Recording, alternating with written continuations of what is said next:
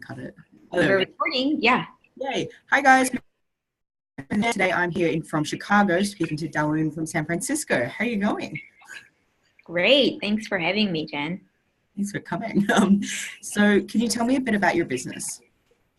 Yeah, so I run Coffee Meets Bagel, which is a dating app for people to be able to connect with other singles who are very inspiring.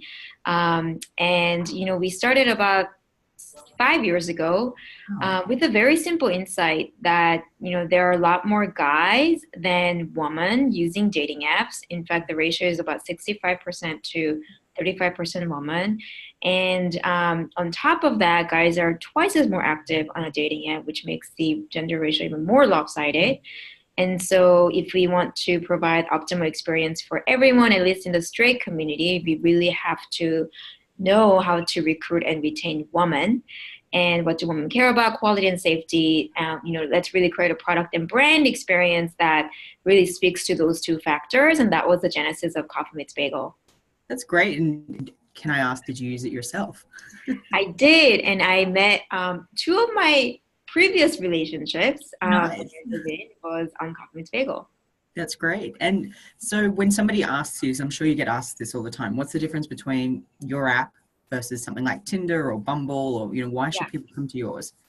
Yeah, CMB and the key differentiation point of CMB versus other apps like Tinder and Bumble is the model of quality over quantity.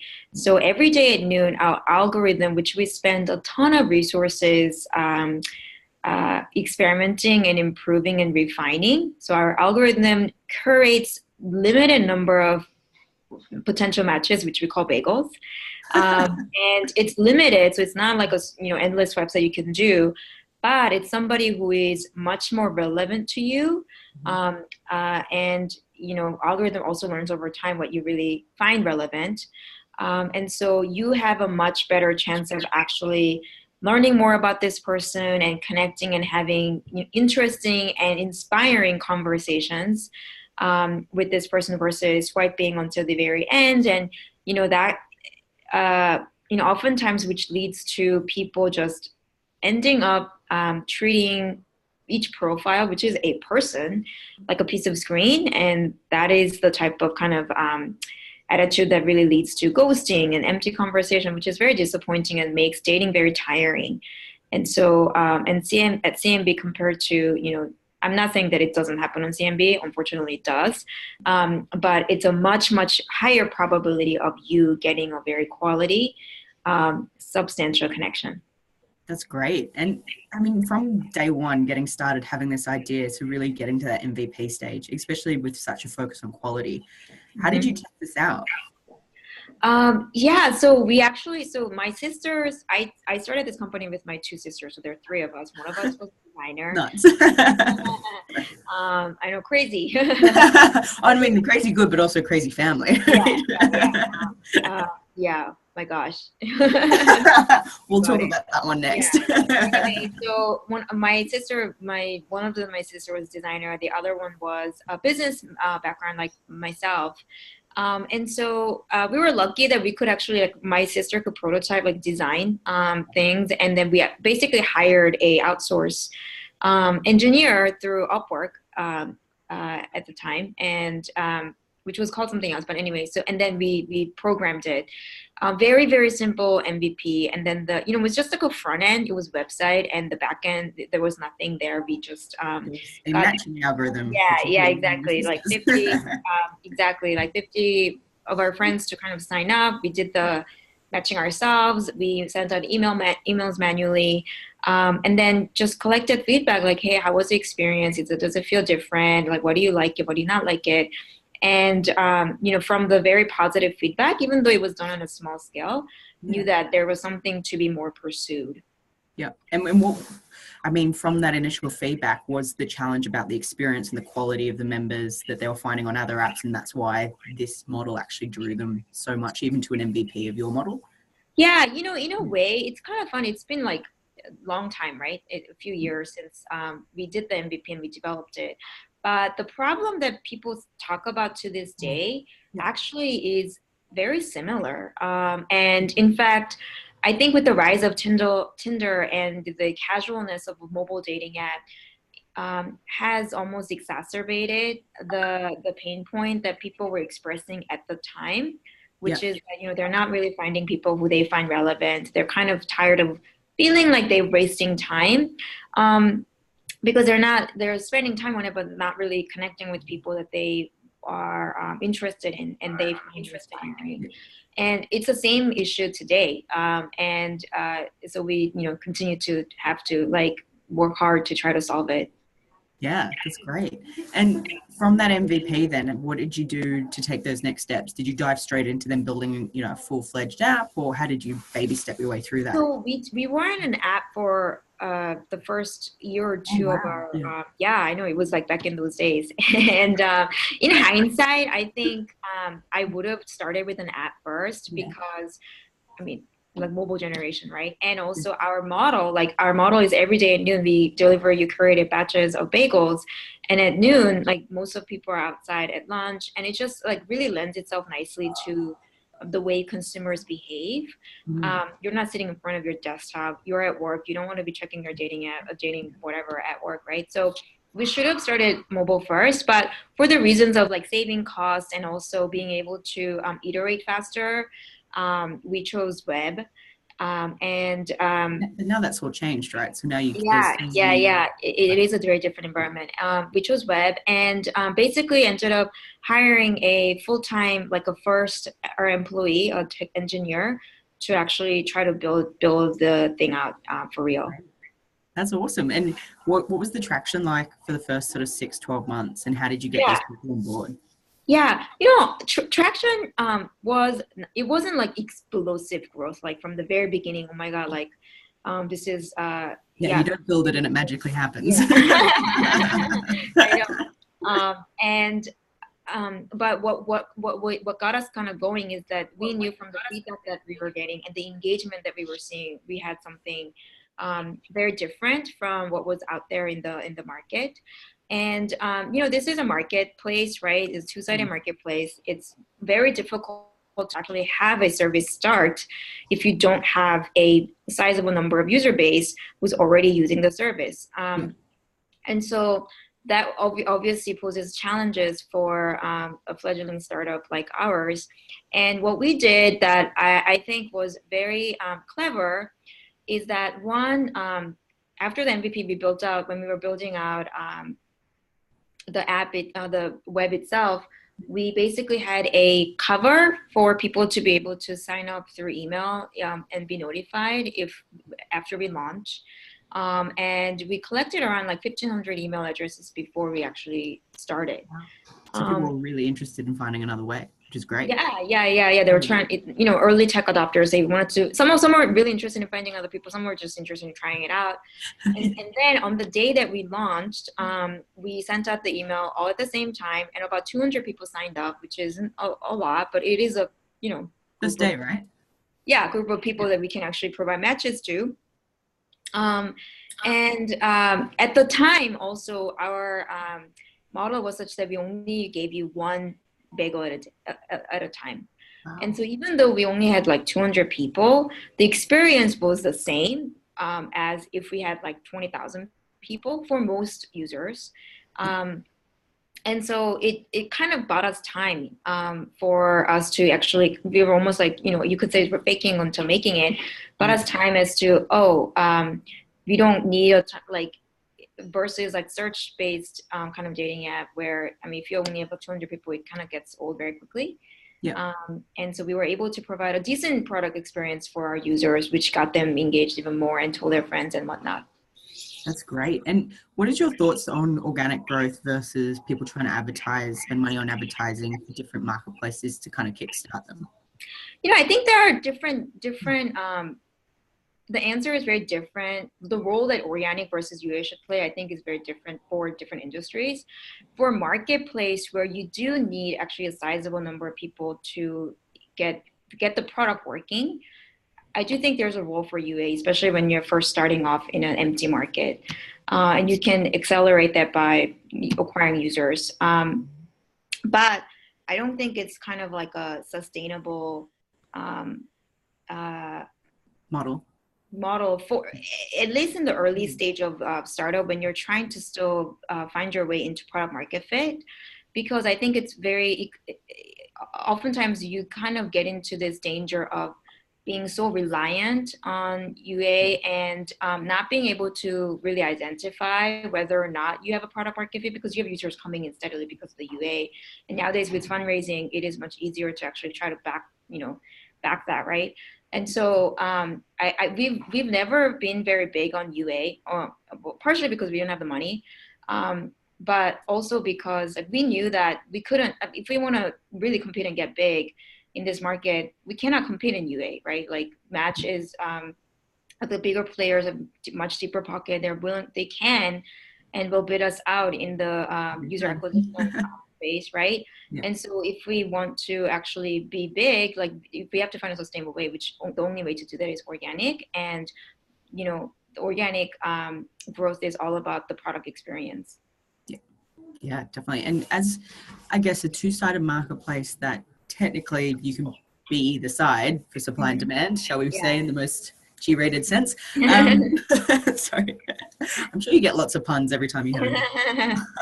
What are the sort of unit economics that you guys focus on to watch your growth metrics and what's working, what's not, and what levers to pull? Yeah, we right now, I wouldn't say we have a very fully like a sophisticated UA model developed yet. So we only actually look at the ROIs from the user who actually be acquired and how much money they spend. And we don't actually try to bake in there any kind of halo impact. Like, okay, so you claim it and maybe you brought some other users. We don't actually calculate that in. Or if you're the type of person who actually a lot of people like, that is definitely a value that is probably should be captured in our UA model, besides just like how much money did you spend. But right now, that's the only thing we look at. Fair enough. And what's the utopia then? Where do you want to get to? I think where we want to get to is where UA can actually take into consideration those halo impact, and also we actually are able to calibrate how much we actually spend, like the CAC, depending on the, how much value that they create for the ecosystem. Like I said, if somebody is actually liked a lot by a certain segment of people where we don't actually have a lot of user base on, that is a huge value, right? But so I think until then we kind of have to work towards that's the ideal version. No, it makes perfect sense. And so then how do you take your business to the next level then? So what is the future? I mean, global domination, obviously, but obviously. So I guess, like the different way of asking that is like, what keeps me up at night, right? What is the thing that I think about a lot? And it actually really just, maybe it's just me being a founder and me being like very excited about the problem that we started with. It still is going back to that, like, how do we actually fulfill on our value promise and our mission, which is to create connections that really inspire you? For me, it would be amazing if somebody opens an app, our CMB app, and they can see they're very excited because they're seeing so many people who inspire them, and are actually able to have inspiring conversations and actually go on a date experience that really inspires them to discover, whether it's like discovering new things or it was it put them out of a comfort zone. You learn something, you grew. Like, I think so much about dating really is, it's like a self-growth and discovery experience for everyone. That's what makes dating and connecting with other people is so fun and meaningful. And that's what we want to deliver. And until every single person in CMB is actually having that experience, we won't stop. And that's the thing that really keeps me up at night. Yeah, that's awesome. And you have this amazing passion, and you're obviously, if someone's going to do it, it's definitely going to be you at this point. How do you instill this same sort of culture and passion and drive within your own team? Yeah, I think it really starts with the great recruiting practice, because I believe that like every single person is inherently super motivated and they want to make an impact in the world. But what kind of impact really excites them is very different per different person. Like for me, it's this connection, enabling this kind of connections for every person in the world. For some people, it's on it's in the field of biology, medicine, whatever, right? And it's very difficult to do anything when you don't have the will to, or when you're just simply not interested in certain problems. And so I definitely think and make sure through our recruiting practice, I recruit team and the people who are very excited about this problem. That I think you have to have a high bar when it comes to that. Because everything else, I think they can figure it out because people are motivated. And if I am not good at something, I'll figure it out. Like, right? What is it? And Google helps these days. Yeah, exactly. And so, but I think it's really hard to get people to be driven by a certain topic when they're not really right now. Yes. Yeah, no, fair enough. And as a leader, how do you keep developing yourself to make sure that you're ahead of the curve and driving the business in the right direction? Oh, yeah, that is so important. I think like really when I look back to the last few years, like where we actually failed or didn't do as well was because of like my own limitations. And so it is so important for all the leaders in the company to, especially me, to continue to develop and grow. And so, couple of different things, like, of course, networking with great people who can teach me things through organizations like YPO. I actually am a huge fan of different podcasts, books, like self-development programs, you name it. I'm like a total geek on that. And also I have my own coach. I'm very open-minded when it comes to development and growth because it's one of those things where you get it, and then if you don't maintain it, you're gonna lose it. I think as human beings, we're wired to be like super fearful and be afraid, and just for our own protection.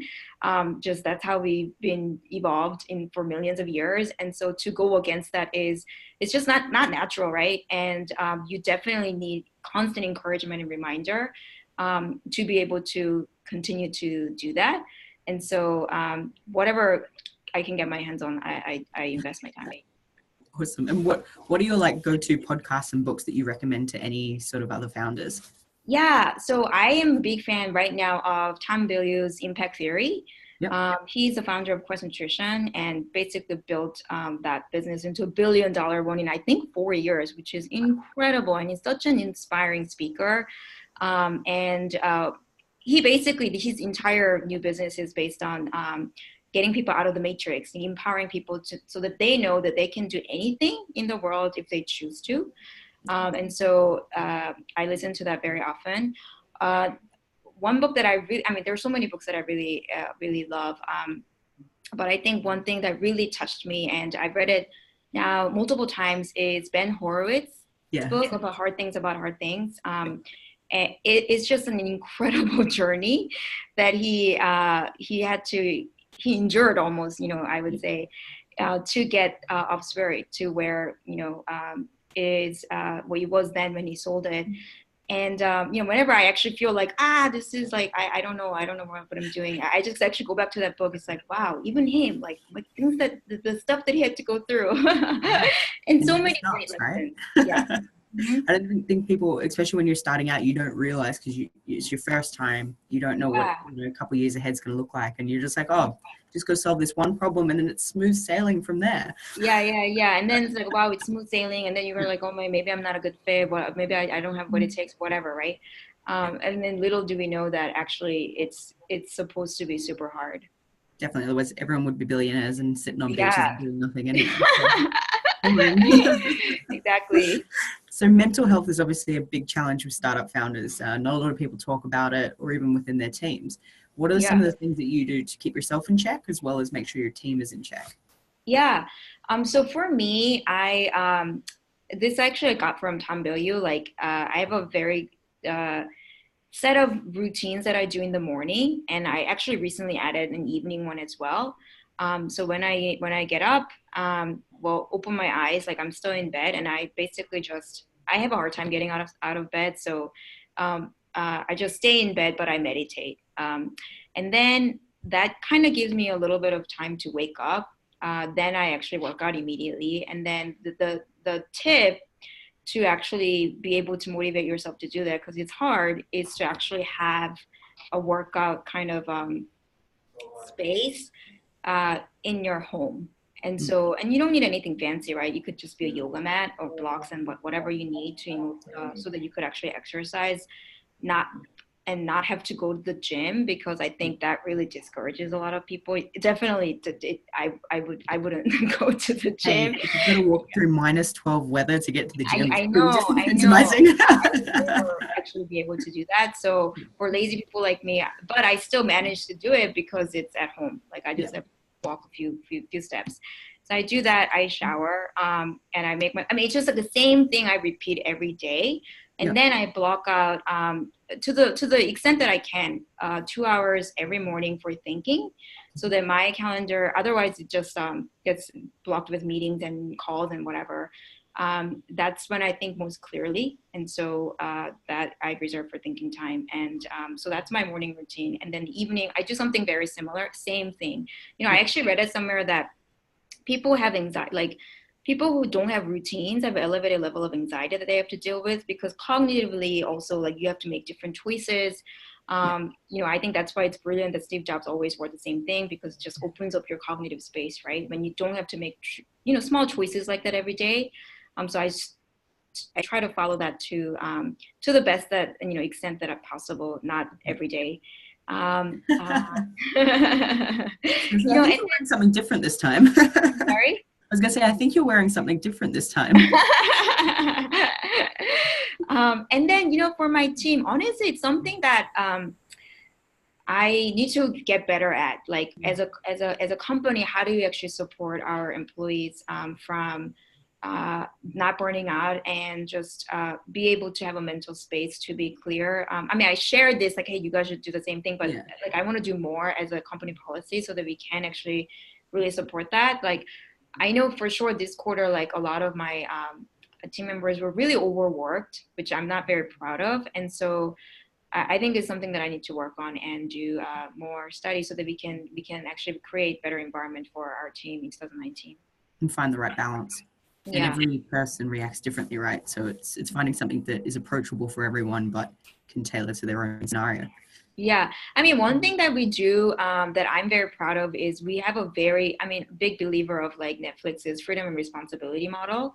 And so people can come in anytime, they can work remotely. And I totally get that everyone has different kind of work styles and work hours where they feel productive. And sometimes they want to work out in the morning. Sometimes they want to work out in the evening, early afternoon, whatever that is.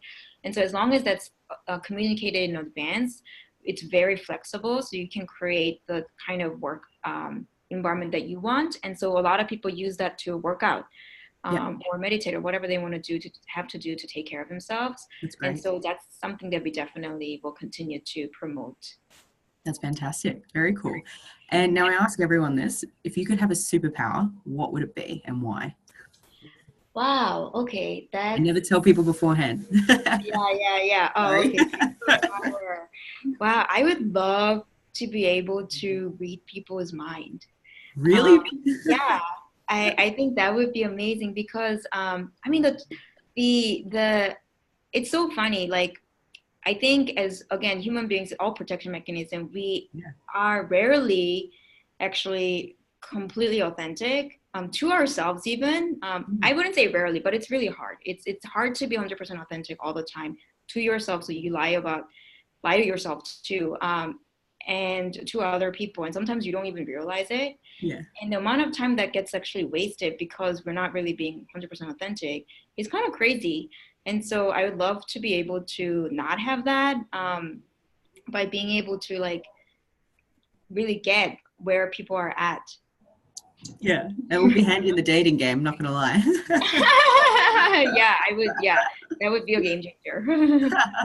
And do you have any new apps or things coming out in the next couple of months that you want to talk about? We actually had a huge launch announcement today. Great. Really Perfect timing. We completely redesigned our app to be more aligned with our mission. Again, going back to creating connections that inspire.